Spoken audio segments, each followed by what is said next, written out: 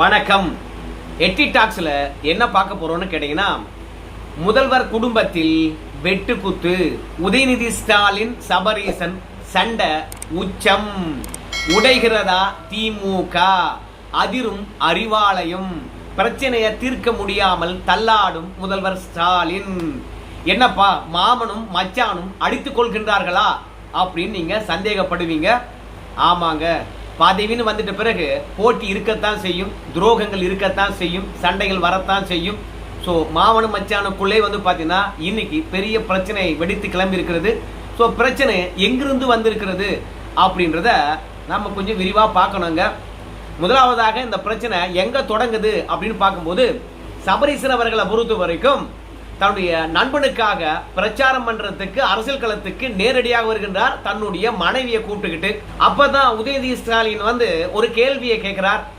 என்ன கேள்வி என்று பார்க்கும் பொழுது, சபரீசன் தனக்கென ஒரு ஆதரவு வட்டத்தை உருவாக்குகின்றாரா அப்படின்ற கேள்வியை கேட்கிறார்.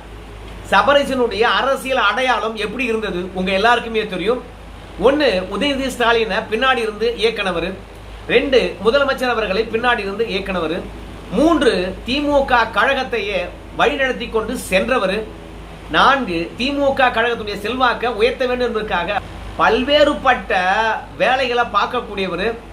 அது மட்டுமல்ல, தேர்தல் வியூகம் வகுப்பதிலும் சரி, தேர்தல் கருத்து கணிப்பு எடுப்பதிலும் சரி, தான் ஒரு அமைப்பை வச்சுக்கிட்டு அந்த அமைப்பின் மூலமாக திமுக இருக்கக்கூடிய செல்வாக்க சரி பார்த்து அதற்கு ஏற்றார் போல கட்சியை வழிநடத்தி கொண்டு போனவர். பல ஆலோசனைகளை பல கட்சி மூத்த நிர்வாகிகளுக்கும் செயல் வீரர்களுக்கும் வழங்கினவர். 2014 இருந்து 2026 ஏப்ரல் 1 வரைக்கும் முகம் தெரியாம பின்னாடி இருந்து ஒட்டுமொத்த கண்ட்ரோல் வச்சுக்கிட்டு ஒட்டுமொத்த பேரையும் பொம்மையாக இயக்கி இருந்தவர். திடீர்னு ஏப்ரல் 2 என்னுடைய நண்பனுக்காக பிரச்சாரம் பண்ண போறேன் அப்படின்னு மனைவியுடன் கூப்பிட்டுக்கிட்டு வில்லிவாக்கம் வந்து விட்டாரு. இது உதயநிதி ஸ்டாலினுக்கு அதிர்ச்சி அல்லவா இருக்கும். இத்தனை ஆண்டு காலம் இல்லாம இன்னைக்கு மட்டும் ஏன் உங்க நண்பனுக்காக பிரச்சாரத்துக்கு நீ போனோம்? இப்ப சென்னை முழுவதுமே சேகர் பாபு அவருடைய கண்ட்ரோல் இருக்குது. முதல்வர் தொகுதியும் யார் பாக்குறாரு? நம்ம சேகர் பாபு தான் பாக்குறாரு. உதயநிதி ஸ்டாலினுடைய தொகுதியும் சேகர் பாபு தான் பாக்குறாரு. இப்படி முக்கியமான 2 பேருடைய தொகுதியும் சேகர் பாபு பாத்துக்கிறாரு. இப்போ சபரீசனுடைய நண்பனா இருக்கக்கூடிய கார்த்திக் அவருடைய தொகுதியும் நம்முடைய சேகர் பாபு அவர்கள் சேர்த்து பாத்துக்க மாட்டாரா? உக்காந்த இடத்திலே இருந்து சபரீசன், அண்ணே சேகர் பாபு அண்ணே, அப்படியே கொஞ்சம் வில்லிவாக்கம் தொகுதியும் பாத்துக்கானே, அது என்னுடைய நண்பன் தொகுதி அப்படின்னு சொன்னா சேகர் பாபு அவர்களை பொறுத்த வரைக்கும் எவ்வளவு கண்ணும் கருத்துமா பார்ப்பார். முதல்வர் தொகுதியை எப்படி பார்க்கிறாரோ, உதயநிதி ஸ்டாலினுடைய தொகுதி எப்படி பார்க்கிறாரோ, தன்னுடைய தொகுதி எப்படி பார்க்கிறாரோ சேகர் பாபு, அதே மாதிரி சபரீசன் உத்தரவிட்டு விட்டால் அந்த வில்லிவாக்கம் தொகுதியும் எப்படி பார்ப்பாரு. ஆனா இப்படி எல்லாம் சொல்லி வேலை வாங்க வேண்டிய அந்த மனுஷன் நேரடியாக களத்துல இறங்குறாரு. அப்படி நேரடியாக களத்துல இறங்கும் பொழுது உதயநிதி ஸ்டாலினுக்கு கண்டிப்பா சந்தேகம் வருமா இல்லையா? இப்பதான் கனிமொழியுடைய பிரச்சனையானது திமுகவுக்குள்ள தீர்ந்திருக்குது. வேட்பாளரை தூத்துக்குடிக்கும் திருச்செந்தூருக்கும் திருவாரூருக்கும் அறிவித்து விட்ட பிறகுதான் நம்முடைய உதயநிதி ஸ்டாலின் நிம்மதி அடைஞ்சார். வேட்பாளர்கள்லாம் அறிமுகமான பிறகு, பிரச்சாரத்தெல்லாம் தொடங்கின பிறகு, கனிமொழி எந்த விதமான எதிர்ப்பும் இல்லாம அறிவிக்கப்பட்ட வேட்பாளர்களை ஏற்றுக்கொண்டு அவங்களும் பிரச்சாரத்துக்கு போனது பிறகுதான் நம்ம உதயநிதி ஸ்டாலின் பாத்தீங்கன்னா அமைதியானார். ஏன்னா கிட்டத்தட்ட ஒரு 4 மாத காலமாக கனிமொழி ஆதரவாளர்கள் கனிமொழி அவர்களை பொறுத்த வரைக்கும் மாநில தேர்தலுக்கு வரணும், அவங்க திருச்செந்தூர் அல்லது திருவாரூர்ல போட்டியிட வேண்டும் அப்படின்னு சொல்லிவிட்டு நிறைய பேரும் கிட்டத்தட்ட ஒரு 64 பேர் மனு செஞ்சிருந்தாங்க, விருப்ப மனு கொடுத்திருந்தாங்க அறிவாலயத்தில். ஸோ இதன் அடிப்படையில் நம்ம கனிமொழி அவர்கள் கூட அவருடைய அண்ணனான ஸ்டாலின் கிட்ட வலியுறுத்தி இருந்தார், நான் ஸ்டேட் அரசியலுக்கு தான் வரப்போறேன், தயவு செய்து எனக்கு திருச்செந்தூரை கொடுத்துருங்கோ அப்படின்னு சொல்லிவிட்டு ரொம்பவே பாசத்துடன் கேட்டிருந்தாரு. ஆனா உதயநிதி ஸ்டாலினுடைய நிர்பந்தத்தினால கனிமொழி அவர்களுக்கு தரல என்ற உடனே ஏதாவது போர்க்கொடி உயர்த்துவாரா என்று பார்த்தாங்க. அட போயா, நமக்கு தான் டெல்லி இருக்குது அப்படின்னு சொல்லிட்டு கனிமொழி அவர்கள் விட்டுட்டாங்க. ஆனா கனிமொழி பிரச்சனை முடிந்த பிறகு இப்ப சபரீசன் பாத்தீங்கன்னா அரசியல் களத்துக்கு நேரடியா வந்திருக்கிறாரு. ஏம்பா, சபரீசனே நேரடியா கார்த்திக் அவர்களுக்கு பிரச்சாரம் பண்றானா அந்த கார்த்திக் யாருப்பா அப்படின்ற எண்ணம் உங்களுக்குள்ள இருக்கும் இல்லையா? அந்த கார்த்திக் யார் என்று ரெண்டு விதமான கருத்துக்கள் உலாவுகிறது. ஒன்று, அண்ணா நகர்ல தொடர்ந்து போட்டியிடக்கூடிய அண்ணா நகர் மோகன் அவருடைய மகன். மோகன் யார் என்று பார்க்கின்ற போது பெரிய பிசினஸ் மேனு, ரெண்டாவது land owner, real estate business பண்ணக்கூடியவர். ஸோ அவருடைய மகன் தான் கார்த்திக். பிசினஸ் மேன் என்ற அடிப்படையில் கார்த்திக்கும் சபரீசனும் நெருங்கிய நண்பர்களா இருக்க வாய்ப்பு இருக்குது அப்படின்னு சொல்றாங்க. இன்னும் சில பேர் என்ன சொல்றாங்க கேட்டீங்கன்னா, இந்த கார்த்திக் தான் நம்முடைய சபரீசன் அவருடைய பினாமி. இந்த சபரீசன் அவர்கள் வெளியே போனார்னா இந்த கார்த்திக்கும் வெளியே போவாரு. நம்ம சபரீசன் எந்த நாட்டில் என்ன முதலீடு பண்ணணும்னு சொல்றாரோ இத கார்த்திக் அவர்கள் பாத்தீங்கன்னா அவங்க அப்பா பேர்லயோ இல்ல கார்த்திக் இருக்காரு அவர் பேர்லயோ பாத்தீங்கன்னா அந்த நாட்டில் முதலீடு பண்ணுவாரு. ஸோ எல்லா விதமான சொத்துக்களை பராமரிப்பதும் எல்லா விதமான முதலீடுகளும் நம்ம சபரீசனது இந்த கார்த்திக் மேல தான் இருக்கிறது. ஸோ இந்த கார்த்திக் சபரீசனுடைய பினாமி. அதனாலதான் தன்னுடைய மனைவி அழைத்து கொண்டு இந்த கார்த்திக்கு பிரச்சாரம் பண்றாரு. இந்த கார்த்திக்கும் உதயநிதி ஸ்டாலினுக்கும் ஆகாது. ஏன்னா இந்த கார்த்திக் பாத்தீங்கன்னா சபரீசனுக்கு பினாமியா இருப்பதனாலும் நெருங்கிய நண்பரா இருப்பதனாலும் கார்த்திக் பாத்தீங்கன்னா உதயநிதிக்கு நெருக்கமா இல்லாம போயிட்டாரு. அது மட்டும் இல்ல, இந்த அண்ணா நகர் மோகன் அவர்களை பொறுத்த வரைக்கும் உதயநிதி ஸ்டாலின் கிட்ட நேரடியா போய் என் பிள்ளைய அண்ணா நகர்லயே போட்டிடுவதற்கான வாய்ப்பு கொடு அப்படின்னு கேட்கிறாரு. ஏற்கனவே சபரீசனுக்கு நெருக்கமான ஆள் என்று தெரிந்த பிறகு கேட்கிற இடத்துல சீட்டு கொடுப்பாங்களா? அதனால அண்ணா நகர்ல சிற்றரசுக்கு சீட்டு கொடுத்துட்டு மோகனருடைய மகன் கார்த்திக் அவர்களுக்கு வில்லிவாக்கத்துல கொடுத்து போடுறாங்க. வில்லிவாக்கத்துல அதிமுக சார்பில் வெயிட்டான ஆள் போட்டிடுறாங்க. ரெண்டாவது, நம்ம ஆதவ அர்ஜுனா அவர்கள் வில்லிவாக்கத்துல போட்டியிடுகின்றார். இப்போ ஆதவ அர்ஜுனா யாருன்னு உங்க எல்லாருக்குமே தெரியும். இந்த தமிழக வெற்றி கழகத்துல தேர்தல் பிரிவு மேலாண்மை செயலாளர். அந்த அடையாளத்தெல்லாம் ஊடுங்க. ஆதவ அர்ஜுனா அவர்களை பொறுத்த வரைக்கும் திமுக இடத்துல கிட்டத்தட்ட ஒரு 7-8 ஆண்டு காலம் வேலை பார்த்தவர். திமுக காரனுடைய பிரச்சாரம் எப்படி இருக்கும், திமுக காரனுடைய பலம் என்ன பலவீனம் என்ன எல்லாவற்றையும் தெரிந்தவர். அது மட்டும் இல்ல, திமுக இன்னைக்கு எல்லாரும் அதிகாரத்தில் இருக்கிறாங்கன்னா அவங்களுக்கு தேர்தல் வியூகம் வகுத்ததே இந்த ஆதவ அர்ஜுனா தான். அதனால திமுகவை எப்படி வீழ்த்தணும், திமுக காரங்களை எப்படி வீழ்த்தணும் என்று ஆதவ அர்ஜுனாவுக்கு நல்லாவே தெரியும். ஸோ பல்வேறுபட்ட ஆக்டிங்கெல்லாம் சொல்லி கொடுத்தவர் தான் இந்த ஆதவ அர்ஜுனா திமுகவுடைய முன்னணி தலைவர்களுக்கு. அதனால அந்த ஆக்டிங்கை வில்லிவாக்கத்துல காட்டுறாரு நம்முடைய ஆதவ அர்ஜுனா அவர்கள். மக்களுடைய சென்டிமெண்ட்டை தன்னுடைய வாக்காக மாத்துகின்றாரு ஆதவ அர்ஜுனா. பாம்பின் கால் பாம்பரியம் போல ஆதவ அர்ஜுனா திமுக பற்றி நல்லா தெரிஞ்சதுனால திமுகவை ஈஸியா ஹேண்டில் பண்றார். இதை பார்த்த பிறகு கார்த்திக் சபரீசன் கிட்ட பகிர்ந்து கொள்கின்றார். ஐயோ, இந்த ஆதவ அர்ஜுனால நான் தோத்துருவோம் போல இருக்குது. இல்ல ஆதவ அர்ஜுனா வெற்றி பெறுவாரான்னு பார்த்தா ஏன்னா திமுக வாக்குகளை அவர் பிரிக்கிறாரு. ஆனா தவேகாவுக்கு இந்த வில்லிவாக்கத்தில் எங்க வாக்கு இருக்குது. அதனால ஈஸியா அதிமுக ஜெயிச்சிடும் போல இருக்குது. அதனால ஏதாவது ஒண்ணு பண்ணுப்பா அப்படின்னு சொல்லிட்டு சபரீசன் கிட்ட இந்த கார்த்திக் சொல்றார். உடனடியாக சேகர் பாபு அனுப்புறாங்க, மேயர் பிரியாவை அனுப்புறாங்க. எதிர்பாராத விதமாக இவரே களத்துக்கு போறார். அப்படி இவரே களத்துக்கு போனார்னா அப்ப கள நிலவரமானது என்னவாக மாறும்? நம்ம முதல்வருடைய மருமகனே இந்த கார்த்திக் பின்னாடி நிக்கிறாரா, அப்போ எவ்வளவு பெரிய செலிபிரிட்டியா இருப்பாங்கடா, எவ்வளவு பெரிய நண்பரா இருப்பாங்கடா. அப்போ இந்த கார்த்திக வெற்றி பெற செஞ்சோம்னு வச்சுங்கள, நேரடியா முதல்வர் கட்டுப்பாட்டுல நம்ம தொகுதி வந்துருண்டா, கேட்கறதெல்லாம் கிடைக்கண்டா. சபரீசனுடனே ரொம்ப நெருக்குமா?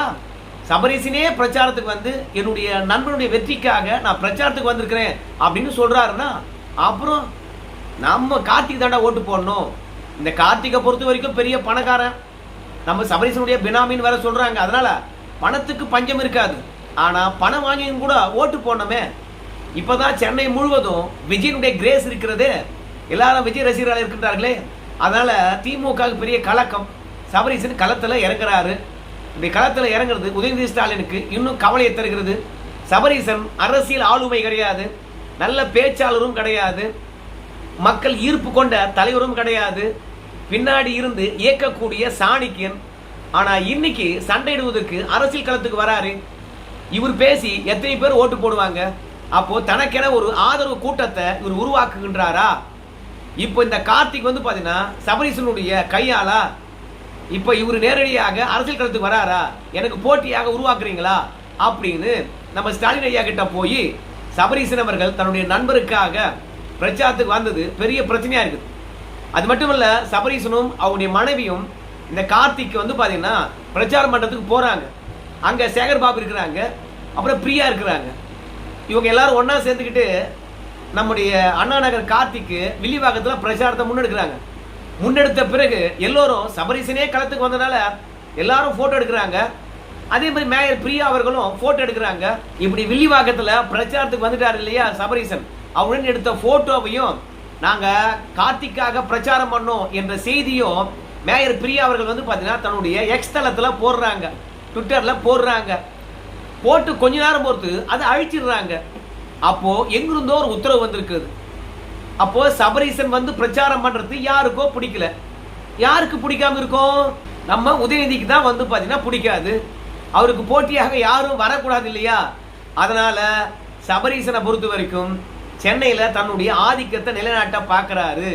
அப்படின்றனால நீங்களா அவருக்கு உறுதுணையா போறீங்களா அப்படின்னு பிரியா கிட்ட கேட்க, சேகர் பாபு கிட்ட கேட்க, நம்முடைய சபரீசனுடன் எடுத்துக்கொண்ட போட்டோ எல்லாம் எக்ஸ் தளத்துல போட்டதெல்லாம் எல்லாத்தையும் டெலிட் பண்ணிட்டு அவங்க பிச்சுக்கிட்டு ஓடிட்டாங்க.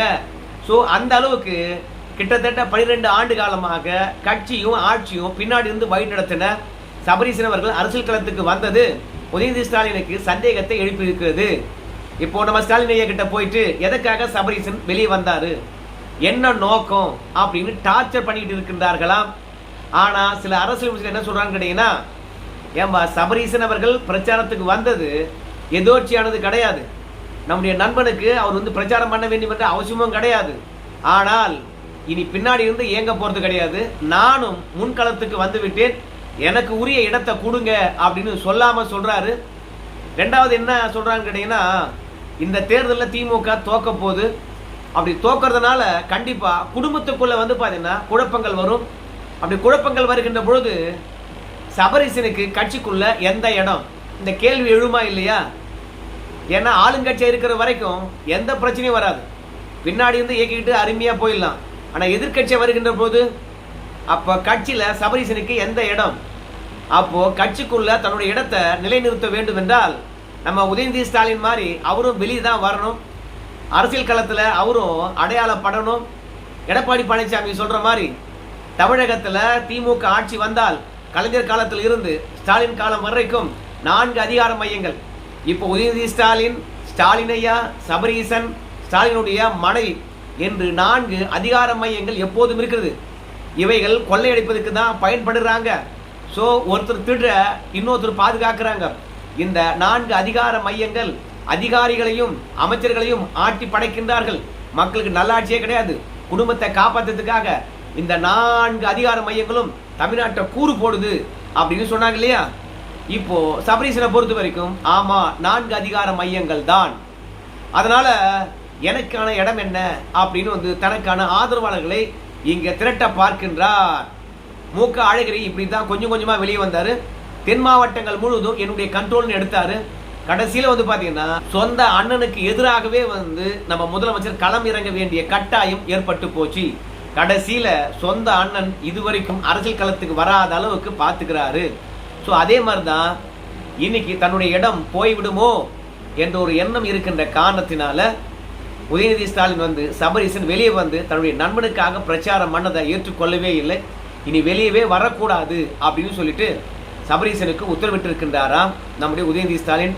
எந்த பிரச்சனையா இருந்தாலும் பரவாயில்ல, நான் பாத்துக்கிறேன், கார்த்திக் ஜெயிக்கணும் அவள் தானே, நான் பாத்துக்கிறேன் அப்படின்னு வந்து பாத்தீங்கன்னா உதயநிதி ஸ்டாலின் உறுதியளித்து இருக்கின்றாராம். சபரீசன் அவர்கள் வந்து பின்னாடி இருந்து இயக்குவதையெல்லாம் விட்டுட்டு முன்னாடி வர்றதுக்கு இன்னொரு காரணத்தையும் சொல்றாங்க.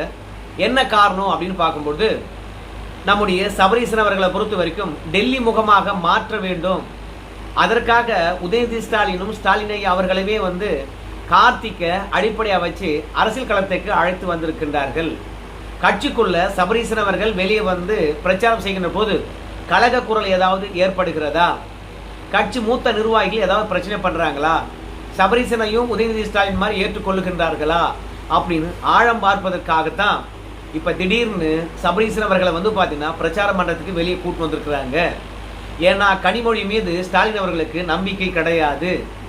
எப்போது மாநில அரசியலுக்கு வரப்போறேன், அப்படின்னு சொன்னாங்களோ, நிச்சயமா மாநில அரசாங்கத்துல வாய்ப்பு கிடைக்கல என்று சொன்ன உடனே நம்ம ஸ்டாலினுடன் நெருக்கமா இருப்பாங்களா, உண்மையா இருப்பாங்களா அப்படின்னு ஒரு சந்தேகம் இருப்பதனால டெல்லி முகமாக நம்முடைய சபரீசன் அவர்களை முன்னிறுத்த வேண்டும். அடுத்து வருகின்ற மாநிலங்களவை தேர்தலில் சபரீசன் அவர்களை எம்பி ஆக்கி டெல்லிக்கு அனுப்பி வைக்க வேண்டும் அப்படின்னு முதல்வர் நினைக்கின்றார். ஏற்கனவே நம்ம சபரீசனை பொறுத்த வரைக்கும் சொல்லாம கொள்ளாம டெல்லியில போய் திமுக எம்பிக்கெல்லாம் சந்திச்சுட்டு வந்தாரு. ஸோ போட்டோலாம் எடுத்துக்கிட்டாங்க. ஸோ டெல்லி அரசியல் எப்படி இருக்கிறது, அங்க யார் யார் அதிகார மையங்களாக செயல்படுகின்றார்கள், ஸோ அவங்களெல்லாம் எப்படி அனுசரிக்க வேண்டும், எல்லாவற்றையும் ஒரு ரிகல்சல் பார்த்துட்டு தான் வந்திருக்கிறார். அதனால மேலவை எம்பி திடீரென கொடுத்தோம்னா வச்சுங்களேன், இந்த சபரீசன் கட்சிக்காக என்ன பண்ணா அப்படின்னு 4 பேர் கலக குரல் எழுப்பினானா என்ன பண்றது. அதனால சென்ற 2026 சட்டமன்ற தேர்தலே பிரச்சாரம் பண்ண வருப்பா அவரு, நாம வெற்றி பெறத்துக்கெல்லாம் வியூகம் வகுத்து வருப்பா அவரு, நம்ம திமுக ஆட்சி பிரச்சனை இல்லாம பல திட்டங்களை கொடுப்பதற்கெல்லாம் வழிவகை செய்து வருப்பா அப்படின்னு சொல்லிட்டு ஏதாவது ஒரு காரணங்களை சொல்லி சபரீசனுக்கு மேலவை எம்பி கொடுத்து டெல்லிக்கு அனுப்ப வேண்டும். கனிமொழியுடைய ஆதிக்கத்தை டெல்லியில குறைக்கணும் என்ற ஒரே காரணத்துக்காக தான் சபரீசனை இப்போ பிரச்சாரத்துக்கு அழைச்சிட்டு வந்திருக்கிறாங்க. அதனுடைய ஒரு பகுதியாக தான் ஸ்டாலினுடைய மகள் செந்தாமரையுடன் வந்து சபரீசன் வில்லிவாக்கத்தில் போய் பிரச்சாரம் பண்ணது. ஸோ உண்மையில் பார்க்கும்போது இதெல்லாம் அடிச்சுக்கிற மாதிரி அடிச்சுக்குவாங்க. ஆனால் இவை அத்தனையும் கட்சிக்குள்ளே இருக்கிறவங்க ஏமாத்தத்துக்கு தான். எப்பா உதயநிதி ஸ்டாலின் வந்து பார்த்தீங்கன்னா சபரீசன் வெளியே வந்ததை ஏற்றுக்கொள்ளவே இல்லைப்பா, பயங்கர சண்டைப்பா அப்படின்னு நாம பேசிக்கிட்டோம்னா, கட்சிக்காரனை பொறுத்த வரைக்கும் கட்சிக்கு வேலையே செய்யாதவன், கட்சிக்கு தொடர்பே இல்லாதவனை உதயநிதி ஸ்டாலினும் ஏற்றுக்கத்தில்லப்பா, ஸ்டாலினும் ஏற்றுக்கத்தில்லப்பா அப்படின்னு வந்து ஸ்டிக்கர் ஓட்டுறதுக்காக தான் இன்னைக்கு எதிர்க்கிற மாதிரி எதிர்க்கிறாங்கோ, அடிச்சுக்கிற மாதிரி அடிச்சுக்கிறாங்கோ. ஆனால் இதற்கு பின்னாடி பழைய திட்டம் இருக்கிறது. டெல்லி முகமாக போக போறாரு நம்முடைய சபரீசன் என்று சொல்றாங்க. அரசியல் என்பது துரோகங்கள் நிறைந்தது, சூழ்ச்சிகள் நிறைந்தது, ஏமாற்றங்கள் நிறைந்தது. ஸோ சதிவலை நிறைந்த இந்த அரசியலில் இதுதான் உண்மை என்று நம்மளால் சொல்ல முடியாது. உண்மையாகவே அடிச்சுக்கிறாங்களா, எனக்கு போட்டியா நீ வரையா அப்படின்னு சொல்லிவிட்டு, இல்லை மாமனை வந்து பார்த்தீங்கன்னா டெல்லிக்கு அனுப்பி வைக்க வேண்டும், கட்சிக்காரங்க யாரும் பிரச்சனை பண்ணக்கூடாதுன்றதுக்காக இப்படி நடிக்கிறாங்களான்னு நமக்கு தெரியல. உங்கள் கருத்தை சொல்லுங்கள். நன்றி.